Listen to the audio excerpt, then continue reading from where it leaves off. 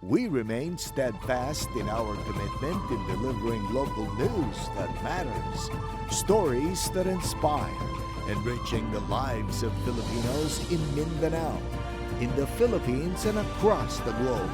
This is your GMA Regional TV, kapuso ng bawat Pilipino.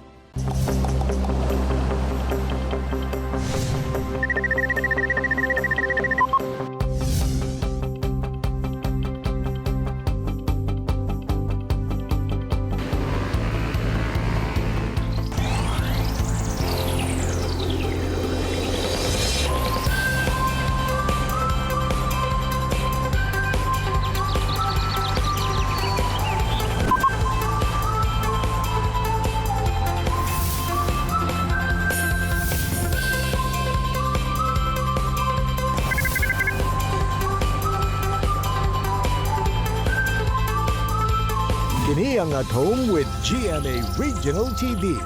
Malipayong adlaw mga kapuso all over Mindanao. Labi na sa itong mga kapuso sa Banay-Banay ug Lupon sa Davao Oriental Province. Sa may buntag, Mayong buntag sab Jill, ato sab kamustahon ang atong mga kapuso sa Rizal ug Siocon sa Zamboanga del Norte Province. Mga kapuso, usa sa mga paboritong merienda sa Pinoy ang taho, nga fave sab kaayo nako. Og dinhi sa Cagayan de Oro, adunay usa ka vendor nga pinasahi ang serving. Kung ngano kana, atong sayron kauban si Federico Hipos o mas iladong si Mang Rico. samtang sa makauban sab nato ang iladong mga party DJs nga sila DJ Supreme o DJ Ron Mirage. Kung unsa na ang ilang kikabisihan karon.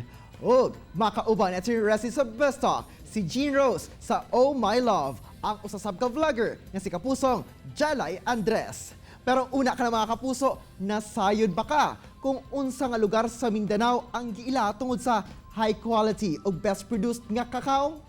Ning baguhay lang, giaprobahan na sa Senado ang Senate Bill 1741 nga gila ang Davao City isip chocolate capital ug ang Davao Region isip cacao capital of the Philippines. Sigon sa datos sa Philippine Statistics Authority kun PSA, nga 78.76% sa annual production sa kakao ang nagikan sa Davao Region.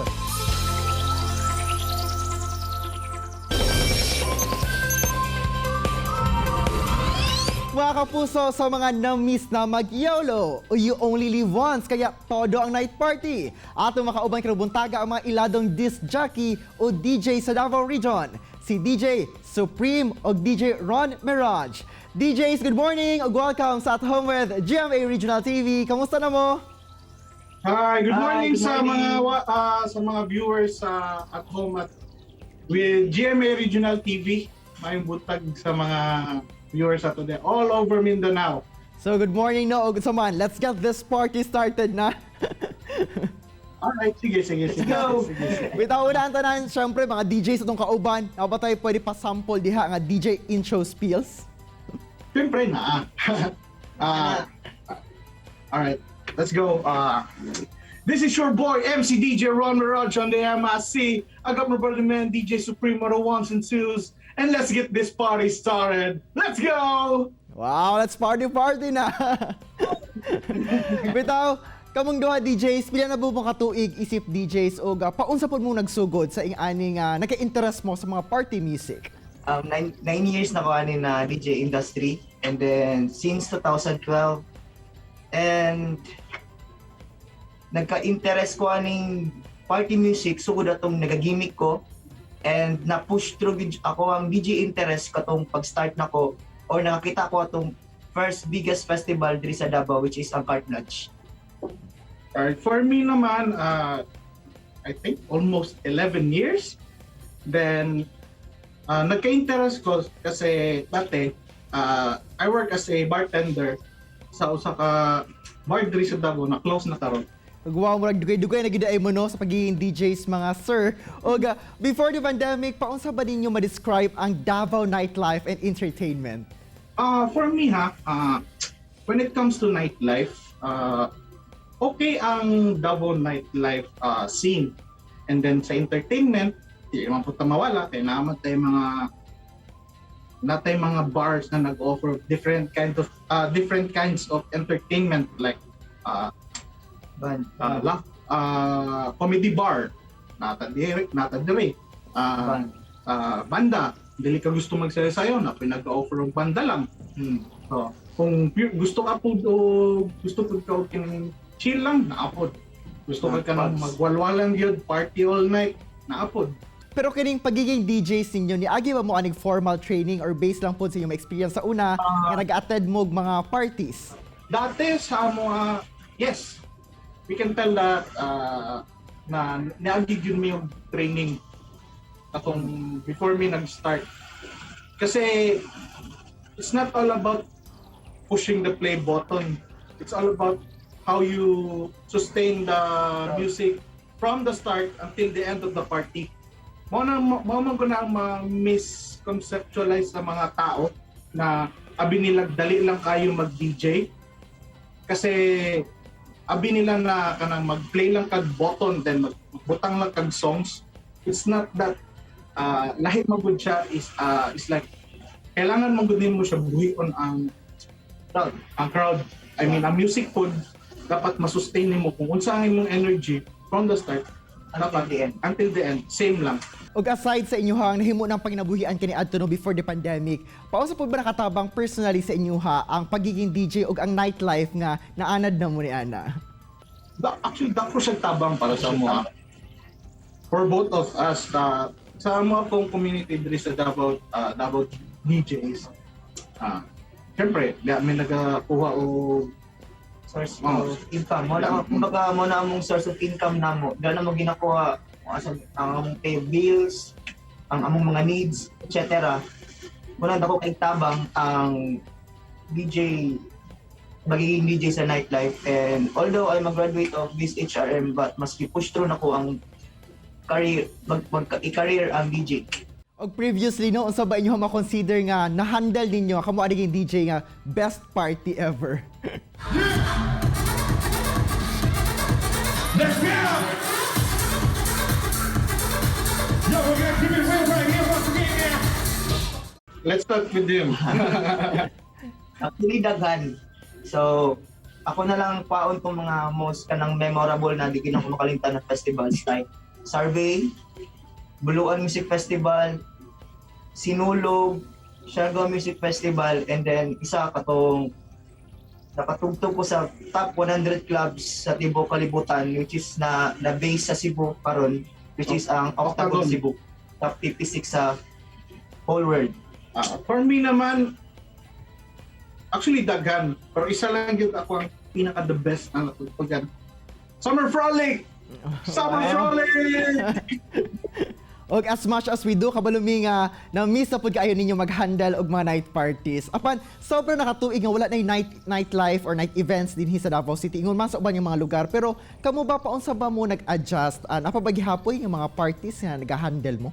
Medyo lisod para sa part nga mo as DJs.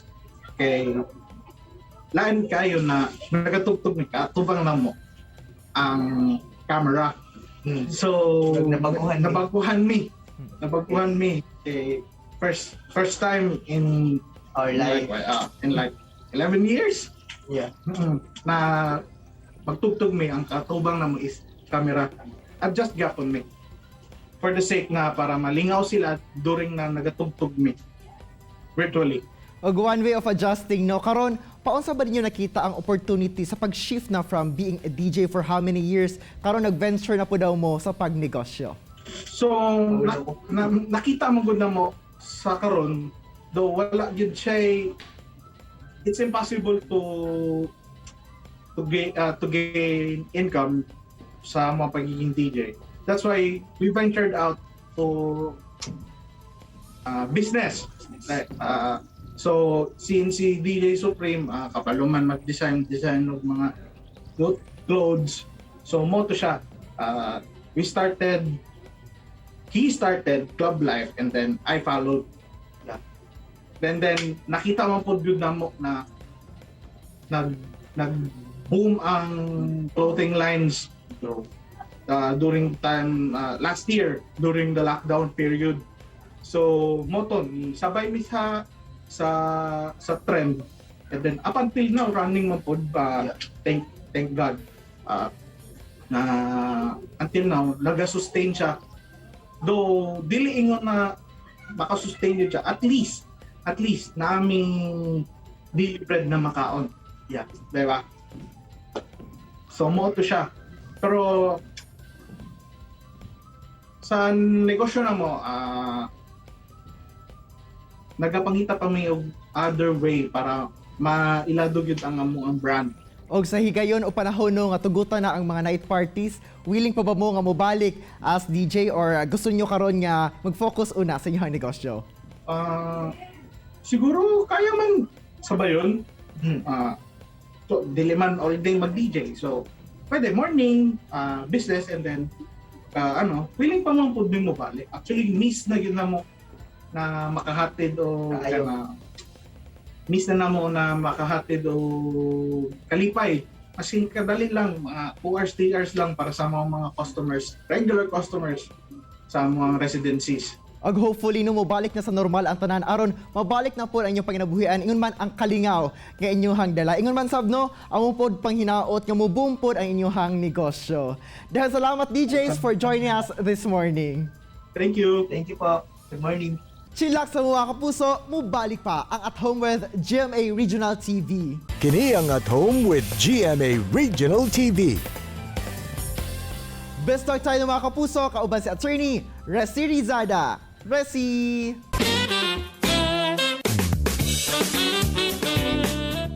Thanks, RJ! May butag mga kapuso, welcome to Besto Karug Butaga. Atong makauban si Jenny Rose sa atong kinasubaybayan na romantic comedy series na Oh My Love. Walay lain pa, kundi si kapuso, Jalay Andres. May butag Miss Jalay and welcome dito sa At Home with GMA Regional TV. How are you, my loves? Hello po sa inyong lahat, mga kapuso, and sa mga kapuso natin dyan sa Davao at all over Mindanao po. Magandang araw. We're so happy to have you. You look so stunning ngayong umaga. Ano ba ang secret naman ng gandang Jalay Andres? Dapat lagi ka syempre nakangiti. Dapat positive lang and iwas sa mga negative, ganyan. And dapat laging pipiliing maging masaya at mabuti para iwas ka sa mga stress. Kasi kapag lumalapit ka sa mga masasama, o di ba ang lalim agad, masyadong hugot na hugot agad eh. Siyempre kapag hindi ka mabuti, lagi ka may problema, lagi ka problema, ganyan. So dapat piliin mo lagi maging positive para magiging positive din yung aura mo. Lagi ka nakangiti, gano'n.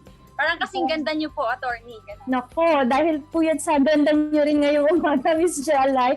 Pero lagi namin sinusubaybayan talaga ang mga vlogs mo, Miss Jalay. But we'd like to know, paano at kailan ka ba nag-umpisa naman sa pag-vlog? Yung YouTube channel ko is isang taon na siya.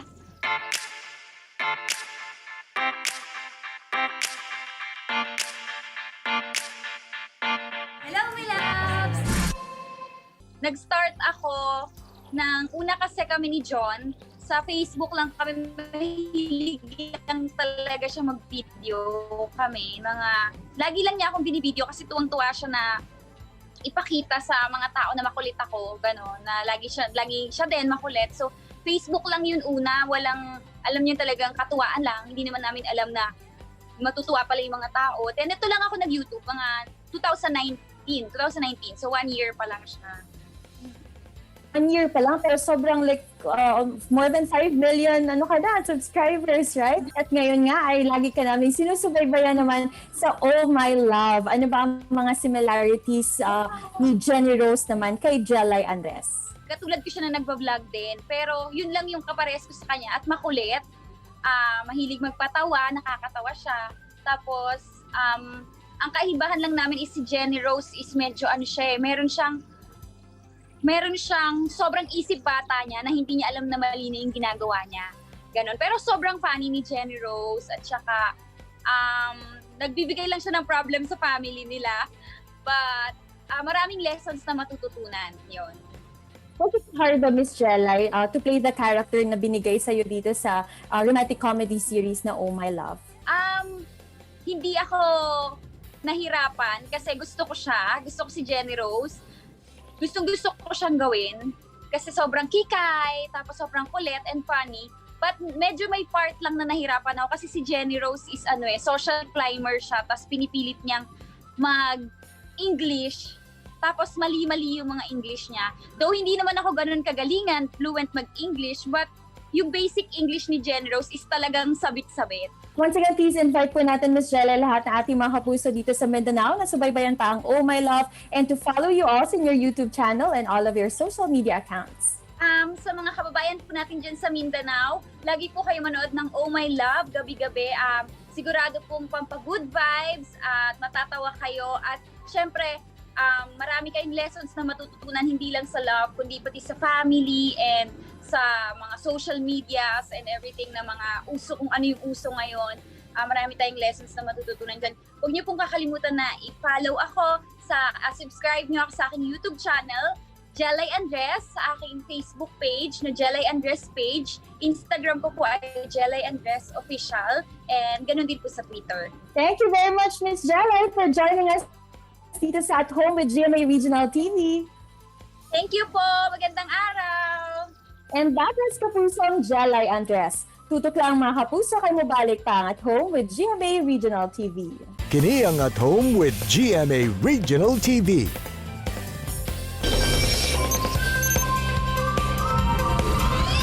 Mga kapuso, aduna gayud mga pagkaon nga swak kaayo sa panlasa natong mga Pinoy. Sama na lamang sa all-time favorite nga taho. Og diri sa Cagayan de Oro City, adunay taho vendor nga pinasahi ang estilo sa pagpamaligya. Sanglit dinagko ang iyahang serving. Makitaho ta karong buntaga kauban si Sir Federico Hipos o Mang Rico. Mang Rico, mayong buntag og dayon sa At Home with GMA Regional TV. Kamusta? Amayo, ug may buntag mga kapuso ug kanimo sab Sir Cyril. Mang Rico, unang-una, unsa ba ang storya sa imuhang pagsugod og tinda aning taho? Sa ako gyud pagsugod, mga gikan sa pagsugod 18 anyos nako. Nangagalon pa ko sa una sa pabrika sa taho. Mo kitay first experience nako nga di ako kalimtan nga sa pagsugod gyud nako. Ibatig ko kapoy, manakit sa lawas. Pero gigonta lang gyud ako kay wa may lain pangita. Sir, niyatong nagsugod ka, nakasinati pod ba ka og kahadlok labi pa nga posible kining dili mo patok? Nagting lagi ko pastig nga bahala na og unsa magaling basta kay ang importante nga makapamaligya gyud ko aron duna sa koy income matag adlaw. Mang Rico, unsa pod ba ang proseso sa paghimo sa imuhang lami ang taho? Asa ba ka gahimo? Asa pagkakaroon nga ako na nagluto, ang primero gyud imo gina siyang pagahumulan sulod sa 5 ka oras o 7 ka oras. Mo gina ang proseso sa pagluto. Dayon pagkahuman na imong galingon, maabot ng ora galingon, pabukal kag tubig. Pagkahuman, kung mubukal na magaling, imo na lang ilunod ang imong gigaling nga suya. Paunsa pod ka nakatuon sa paghimo og taho, Mang Rico? Giunsa sab nimo pagdiskubre sa saktong timplada niini? Based akong experience sa kanunay na akong lantos pagluto, namagay panahon nga say ang taho nimo medyo kulang sa timplada, tubigon. Unang ako yung gitun ang mayo nga unsa gyud sa pagtimplada. Sa per kilo mula siya sa 1 ka kilo 5 o kundi 5 ka litro o either pat. Ikaw na kabalo mo adjust ana kung depende sa taho, depende sa suya nga imong lutuon. Mang Rico, mas nailan sab ka tungod sa dinagko nimo nga serving sa taho. Paunsa ba kini nagsugod? Ang pagsugod ko sa paglambo sa akong taho, kanang mikusog ako year mga 2016 anto na karon. Karong panahon na asa pod kagabaligya karon, Mang Rico? Una-una diya ko sa Sibir University, diya ko muna nagsugod dito sa provincial, din sa city, BIR, NBI, muna akong ganaan. Pagkakaroon na ako sa mukuhan ko din sa NBI, din sa provincial, o sa city, BIR, Jalburha, muna akong ganaan. Sir, sukad mikusog na ang imong taho, pila sab ba ang imuhang average income? Ang akong average sa una, kay karon giyan mo tag pandemic. Katong yung wala pa'y pandemic, income ko ba lang mga 5,000 a day. Pero karon income lang yapon pero dili gid sama sa una. Medyo gud miubos. Diyang nagsugod na ang pandemya, naapektuhan pud ba ang imuhang pagpamaligya? Naptuhan gud kay mga unong gud kabulan wala magtinda kay nagtuom ako nga dali ra to. So santod karon naa mo di ay. Ato nga na dako kay epekto. Mang Rico, kamusta sab ang imuhang kitaan karon? Pila na lamang ang imuhang income sa matag adlaw? Gain lang ko mga 1 plus sobra gas libo matag adlaw. Sa imuhang tan-aw, unsa ang imuhang nahimong sekreto ngano nila hutay ang imuhang negosyo? Ang pagmamahal gayud sa imong tinda, sa imong pamilya mo gini pinaka-importante. Lastly, imuhang mensahe sa mga susama nimo nga taho vendors nga nagapadayon sab sa pagpaningkamot. Ang ako lang kasulti nila nga think positive gyud. Ayaw gyud ingong nga paglantaw ang paningkamot ra gyud. Hangad ka sa taas nga unta maggiyahan ka sa imong pagpaningkamot. Mura na ako kasulti nila. Ayaw gyud og atras. Abante gyud. Mura. Daghang salamat Mang Rico sa imong oras nga gihatag sa At Home with GMA Regional TV. Amping kanunay and more success sa imuhang negosyo. Ug salamat sa mga kapuso sa inyong pag-imbita nako diri. God bless. Say naundang man ang nightlife kung asa nahimong panginabuhian kani adto nila DJ Supreme o DJ Ron Mirage. Nag-venture sila karon sa pagnegosyo og clothing line aron maka-income. Hinoon nang hinaot sila nga mabalik na ang dating kabibo og kalingaw sa nightlife. Samtang Jill, gibutyag ni Federico Hipos nga taliwala sa kalisod nga nasinatian sa kinabuhi. Nahimo niyang kusog ang iyang pamilya. Rason nga milahutay ang iyang pagbaligya og taho sa Cagayan de Oro. Sa mga kapuso, subaybayan pa nato ang Oh My Love kauban si Jelay Andres, isip Jean Rose. Mga kapuso, unta na inspire ug nakakaton kamo sa gi-share sa itong mga bisita karong buntaga. Sama na lang sa panultihon ni Leonardo da Vinci nga simplicity is the ultimate sophistication.